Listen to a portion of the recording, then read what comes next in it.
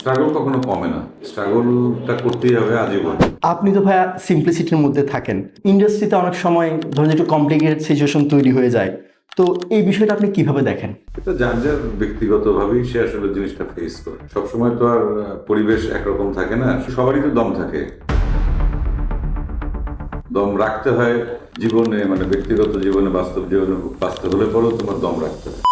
আপনি তো সব জায়গায় বেঁচে যান, আয়নাবাজিতে পুলিশের হাত থেকে, হাওয়ায় সমুদ্র থেকে।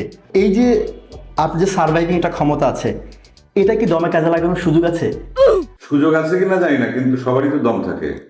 দম রাখতে হয় জীবনে, মানে ব্যক্তিগত জীবনে, বাস্তব জীবনে বাঁচতে হলে পরেও তোমার দম রাখতে হয়।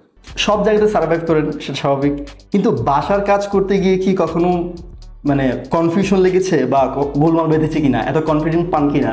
বহুত আগে থেকেই বাসার কাজকর্ম করি টুকটাক, আমার অভ্যাস আছে এবং সেই কাজগুলো নিজের প্রয়োজনেই করি এবং সেই কাজ করার প্রতি একটা কনফিডেন্স তো অবশ্যই আছে।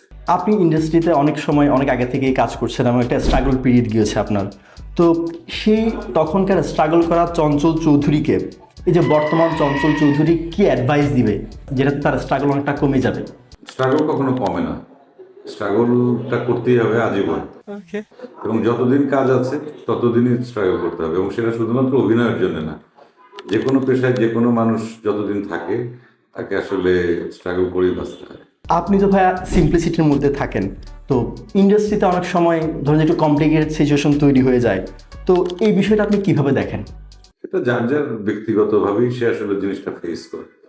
সবসময় তো আর পরিবেশ একরকম থাকে না, সবসময় যে একজন মানুষ সুন্দর পরিবেশ পাবে, চারদিকটা সুন্দর, এরকম না। যখন যে ধরনের বিরূপ প্রতিবেশ, মানে প্রতিক্রিয়া বা বিরূপ পরিবেশ তৈরি হয়, তখন সেটার সাথে নিজেকে খাপ খাইয়ে বুদ্ধিমত্তা দিয়ে সেই পরিস্থিতি মোকাবেলা করতে হয়। এবার এটা আপনাকে সিচুয়েশন একটা মজার প্রশ্ন করি। ধরুন আপনি একটা জঙ্গলে হারিয়ে গেছেন, আপনার হাতে কিছুই নেই, খালি একটা নিউজ পেপার আছে, তো আপনি সেখান থেকে বেঁচে ফিরবেন কিভাবে? বুঝতে পারছি, বেঁচে ফিরবো কিভাবে? জঙ্গলে যদি বাঘ বা সেরকম ভয়ঙ্কর কোনো জন্তু না থাকে, বুঝতে বুঝতে বেরিয়ে যাবো। তুমি উত্তরটা দিয়ে দাও। না, আমি নিজেই জানি না।